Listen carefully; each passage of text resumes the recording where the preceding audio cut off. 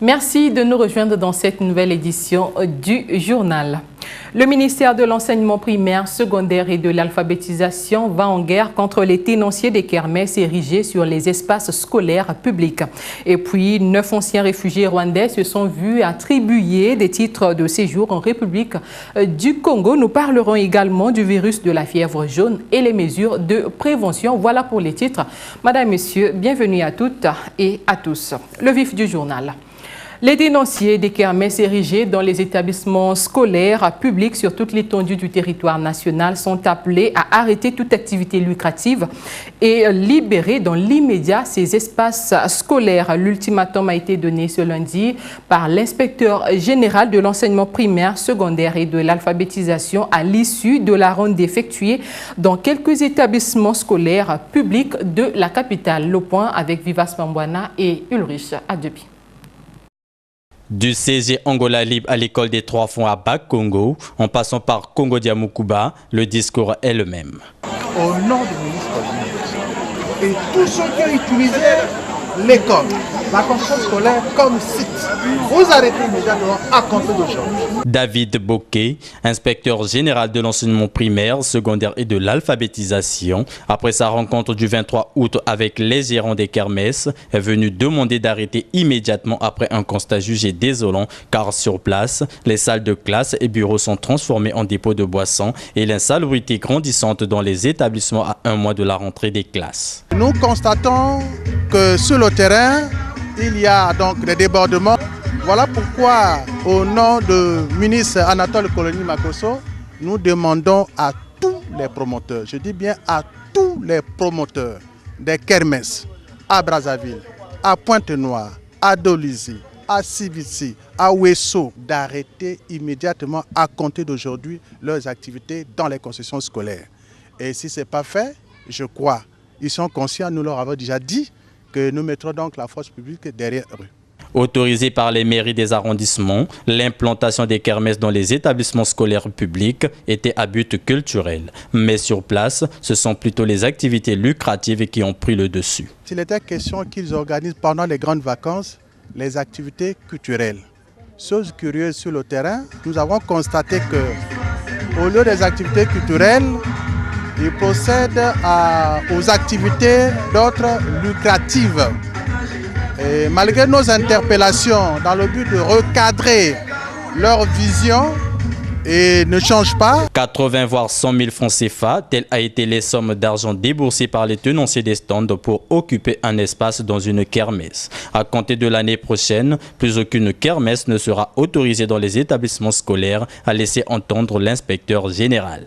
Cet ultimatum est tombé comme un bruit de tonnerre dans les oreilles des tenanciers des stands. Ces derniers qualifient de brutale la décision du ministère et demandent un sursis afin de liquider tous les stocks de boissons et autres produits. On écoute leur doléance. Non, tu sais que c'est pas 100 000. Nous ne connaissons pas ces clauses avec les autorités. Mais en ce qui nous concerne, en payant 100 000 francs CFA, il a été dit que nous arrêterons la vente le 2 septembre. Donc, nous demandons aux autorités de nous permettre de vendre jusqu'au dimanche pour écouler nos marchandises. Arrêter dès maintenant ne nous arrange pas. Nous, en fait, on est surpris qu'il arrive qu'ils nous disent de fermer la kermesse. On n'était pas au courant de ça parce que les gens ont investi de l'argent ici. Donc, dans ce cas, il faut qu'on restitue de l'argent. Et combien vous payez par stand, 110 000. Et si aujourd'hui, Madame le maire se permet de venir faire un discours, elle donne la date de l'ouverture et la date de la fermeture. Donc je me dis que c'est quelque chose... Il y avait des ambassadeurs, elle avait invité pas mal de gens à l'ouverture, il y avait beaucoup de gens. Donc on a pris que c'était du sérieux. Mais maintenant qu'on nous dise qu'on ferme la kermesse, les gens investissent de l'argent, on n'a même pas encore récupéré même la moitié de l'argent qu'on a investi. Donc c'est pas possible qu'on vienne de fermer une kermesse ce soir-là. Comment est-ce qu'on va faire ?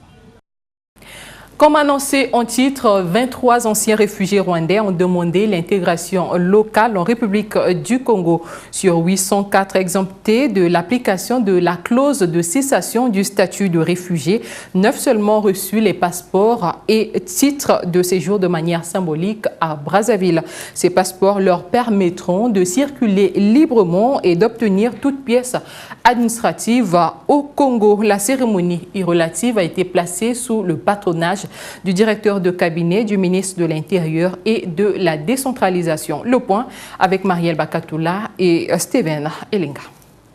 Ils ont finalement reçu leur passeport et titre de séjour en République du Congo. Ces 9 anciens réfugiés rwandais peuvent désormais circuler librement dans le pays, à l'étranger et même obtenir tout autre document administratif. Il s'agit en fait de faciliter cette intégration par des mesures concrètes afin de permettre à un grand nombre d'anciens réfugiés de bénéficier de cette solution qui est celle qu'ils préfèrent. À l'endroit des anciens réfugiés rwandais, j'aimerais les encourager à se décider à choisir l'une des deux solutions afin de refaire leur vie dans la dignité. Depuis l'application de la clause de cessation du statut de réfugié le 31 décembre 2017, ces sujets rwandais ont pour obligation de se conformer aux lois du pays d'accueil ou repartir dans leur pays d'origine.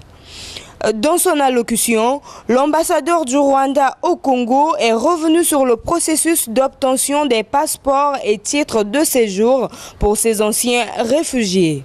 La procédure de demande et d'acquisition du passeport a été expliquée à maintes reprises dans les communiqués officiels au niveau des guichets uniques établis à cet effet au courant des derniers 6 mois de l'année passée 2017 et aujourd'hui au niveau du service consulaire à l'ambassade du Rwanda qui est toujours disponible pour assister les réfugiés rwandais qui veulent acquérir le passeport.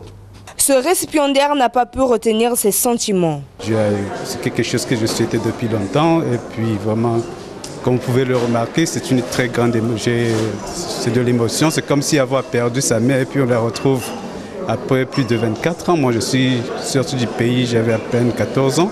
L'opération de délivrance de passeports et titres de séjour aux anciens réfugiés rwandais se poursuit. Aux sans-papiers de faire vite car il ne faut pas abuser de l'hospitalité du Congo, a affirmé l'ambassadeur du Rwanda. Parlons santé, la fièvre jaune bat son plein dans la ville Océane. Pourtant, la population congolaise semble encore ignorer ce virus. Alors, qu'est-ce que c'est que la fièvre jaune? Comment se manifeste-t-elle? Quelle est l'attitude à adopter pour barrer la voie à cette épidémie? Ce reportage de Raoula Yondo nous édifie sur toutes ces interrogations. Suivez. C'est une réalité. La fièvre jaune sévit en République du Congo. Quelques cas ont déjà été signalés à Pointe-Noire et dans le Kouilou. Donc nous avons pu détecter avec les amis de l'OMS et de la Direction générale de la lutte contre la maladie des cas donc à Pointe-Noire, dans le Kouilou. Il y a aussi des cas de chikungunya à Brazzaville et à Gamboma, des cas de fièvre jaune aussi éparpillés dans les plateaux. C'est presque une alerte nationale qu'il faut lancer. Causée par la piqûre d'un moustique appelé Aedes, la fièvre jaune a les mêmes symptômes que le chikungunya qui d'ailleurs sont confondus au paludisme.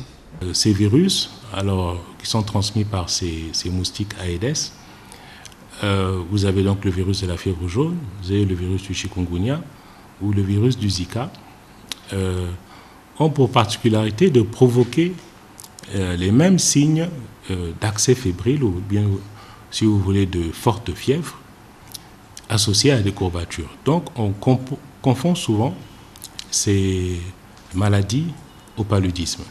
La prévention idéale de cette épidémie, c'est la vaccination. Une campagne d'utilisation des insecticides sera bientôt lancée dans les quartiers de Pointe-Noire. La prévention idéale, c'est le vaccin. Si vraiment la situation l'exige, c'est-à-dire que si on voit qu'il y a des zones où le portage en virus est très élevé, il faudra qu'on fasse de la fumigation, c'est-à-dire qu'on va déployer des insecticides à la fois dans les maisons et dans les quartiers. Notons que jusque-là, aucun cas de fièvre jaune n'a été signalé à Brazzaville. Seuls les cas de diarrhée ont été enregistrés à l'île Mbamou, selon le directeur général du laboratoire national. Revenons sur les toilettes publiques en cours de construction dans la ville pour dire que les Brazzavillois s'impatientent quant à leur mise en service. Quelques-unes sont déjà visibles dans certains endroits de la capitale, comme le montre si bien ce reportage de Steven Elenga et Eric Kabamba. L'initiative est du conseil départemental et municipal. Les toilettes publiques font désormais partie du décor à Brazzaville. Bien qu'elles restent encore en phase de construction, leur présence ne passe pas inaperçue dans certains endroits de la capitale, comme ici au boulevard Alfred Raoul, en face du ministère de l'enseignement primaire, secondaire et de l'alphabétisation, et devant les sièges de la mairie de Mungali. Les Brazzavillois, eux, n'attendent que leur mise en service. Ailleurs, ça existe déjà, mais chez nous, ici, bon, généralement, il n'y en a presque pas. Donc, les gens attendent ça. C'est aussi une bonne façon d'éviter la saleté. Surtout avant la rentrée scolaire. Ça aidera notamment nos enfants à utiliser ces toilettes-là. Leur présence dans la ville est saluée, car une fois mises en service, ces toilettes publiques vont régler au-delà de la pudeur une question vitale. C'est une bonne initiative d'abord. Hein? C'est louable pour la population brazzavilloise. Au lieu de hurler dans les forêts ou bien par les caniveaux, là c'est mieux par ce que la mairie a fait, ce que le maire a fait. Tu peux sortir chez toi et quelque part tu as pris un pot pour uriner, tu sais là où pour te libérer un peu la vessie. Au lieu de libérer devant tout le monde comme ça, c'est pas bon. C'est un bon geste qui a été fait par la mairie. Nous sommes d'abord ravis et puis contents pour ce geste que la mairie a eu à faire, parce que nous savons qu'aujourd'hui, beaucoup de Congolais ont l'habitude d'uriner sur les murs des gens ou dans les ruelles. Mais si aujourd'hui la mairie a eu, comment dirais-je, l'idée de pouvoir mettre des toilettes publiques, mais nous ne savons pas encore si ça sera payant ou gratuit.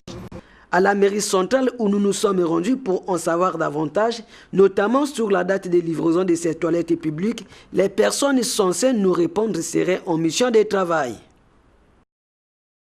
Et puis, quelle occupation pour les élèves pendant cette période de vacances scolaires finissantes? En tout cas, notre équipe est allée à la rencontre de quelques parents et élèves pour recueillir leurs avis à ce propos. Retour sur ce reportage de Jude Moutali et Anthony Ganza. Partir au village pendant les vacances pour apprendre la pêche, la chasse, mais aussi pour puiser au plus profond la sagesse des anciens. Tel était jadis le rêve des élèves pendant les vacances. Une réalité qui n'est plus la même aujourd'hui, pensent ces parents d'élèves. Bon, chantier vacances à notre époque, pendant les vacances, les parents nous menaient au village. On partait au village avec les parents pour aller voir les grands-parents, comment est la famille, comment ça se passe au village, et puis voilà quoi. Moi j'ai parti souvent, en ce temps-là j'habitais Pointe-Noire, je venais souvent ici à Brazzaville. Je venais passer souvent les vacances chez notre grande sœur aînée qui était à Brazzaville en ce temps-là. Et puis des fois je veux partir au village, passer les vacances avec ma mémé et mon pépé. Et parfois je restais à la maison, à Pointe-Noire, durant tous les 3 mois qui durent les vacances.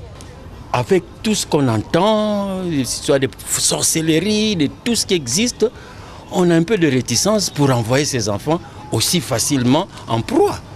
Ici à Brazzaville, pendant cette période de vacances scolaires, chaque élève tente de s'occuper à sa manière. Pendant les vacances, je fais les tresses. Chez nous, par jour, je peux tresser 3, c'est jusqu'au soir 4. Alors, avec cet argent, je peux faire la rentrée. Je peux te donner chez maman. Au fait, pour ces vacances, vu que je n'ai pas encore commencé avec le son, je fais le marketing à Airtel Money pour me permettre, en fait, septembre, d'avoir au moins quelque chose en main pour commencer avec les cours. Bon, pendant ces vacances, je travaille à mi-temps à Megatime. Je suis comme assistant au gestionnaire réseau. Les vacances scolaires sont une période de repos et non une période pendant laquelle les élèves devraient encore suivre des formations parallèles, ont indiqué ces Brazzavillois. Ce que nous remarquons, pendant les vacances, les étudiants ou les étudiantes sont dans les cyber pour étudier l'informatique. Or, ils devaient aller dans les chantiers pour acquérir un peu quelque chose parce qu'il y a la rentrée qui se présente. Quand j'entends parler de vacances, ça dit que c'est un repos. C'est un repos. Ça dit que l'enfant est parti pendant 9 mois à l'école étant donné qu'on arrive maintenant en vacances, qui commencent peut-être en juin, juillet jusqu'en octobre, donc l'enfant normalement doit se reposer. Donc le mot vacances veut dire repos, l'enfant doit se reposer. Tout le temps, durant tout le temps qui va durer les vacances, l'enfant doit se reposer. Les parents devraient donc assister, sinon orienter leur enfant sur le comportement observé pendant les vacances. Direction à présent la République démocratique du Congo. L'exécution des opérations financières de l'État s'est clôturée par un déficit de 63,6 milliards de francs congolais au 31 juillet 2018. Cependant, les perspectives économiques à court terme présagent une stabilité qui dépend notamment des dépenses collectives au processus électoral, nous dit Africa 24. 63,6 milliards de francs congolais, c'est le déficit enregistré à la clôture de l'exécution des opérations financières de l'État en juillet en République démocratique du Congo. Quant aux réserves en devises, elles ont connu un déficit de 44,4 millions de dollars. Une situation qui s'explique par la hausse des dépenses, notamment celles relatives au processus électoral. Sur le plan des réserves internationales, nous sommes aujourd'hui à plus ou moins 1,130 milliards, donc plus ou moins un mois, mais il faut faire un effort pour atteindre 3 mois pour être dans le programme de coopération monétaire en Afrique. En ce qui concerne les marchés d'échange, l'on note une stabilité du franc congolais. Malgré des légères fluctuations de la monnaie nationale, le franc congolais ne s'est pas beaucoup détérioré face au dollar américain, comme le précise la Banque centrale du Congo. Je l'ai dit, le taux d'inflation est à 8,7 en analysé. En cumul, nous sommes à moins de 7%, donc 5,4. Depuis le début de l'année, la monnaie ne s'est pas dépréciée de plus de 2%, parce qu'au parallèle, nous sommes à 1,96. À l'officiel, c'est 2,15, donc nous sommes autour de 2%. Les perspectives économiques à court terme présagent une stabilité macroéconomique. Toutefois, cette stabilité dépendrait de la situation économique et financière intérieure ainsi que du comportement du Trésor en ce qui concerne les dépenses relatives au processus électoral. Dans l'actualité internationale également, le chef de l'État kényan, Uhuru Kenyatta, en visite de 4 jours aux États-Unis, invité par son homologue Donald Trump. Il est le deuxième chef de l'État africain, après Muhammadu Buhari du Nigeria, à être reçu depuis le début du mandat du président américain. Ensemble, les deux chefs d'État ont évoqué les questions liées aux coopérations régionales, à la sécurité, au commerce et à l'investissement. On écoute un extrait de la déclaration du président kényan. Je veux profiter de cette occasion pour remercier Monsieur le Président et la Première Dame de nous accueillir à la Maison-Blanche. Comme l'a dit le président Trump, le Kenya et les États-Unis ont des relations solides, et ce depuis notre indépendance. Nous sommes ici pour renforcer ce partenariat. Nous avons eu une excellente coopération, en particulier dans notre lutte contre le terrorisme, car la zone géographique dans laquelle nous nous trouvons doit faire face aux combattants d'Al-Shabaab. Et dans cette lutte, les États-Unis ont été un partenaire très important.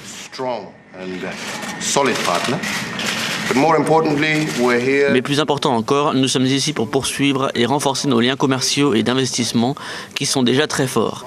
Il y a un bon nombre d'entreprises américaines au Kenya et nous voulons voir comment nous pouvons renforcer cette relation. Pour l'intérêt mutuel de nos deux pays, je pense que nous aurons des discussions très fructueuses cet après-midi qui déboucheront sur de bonnes conclusions.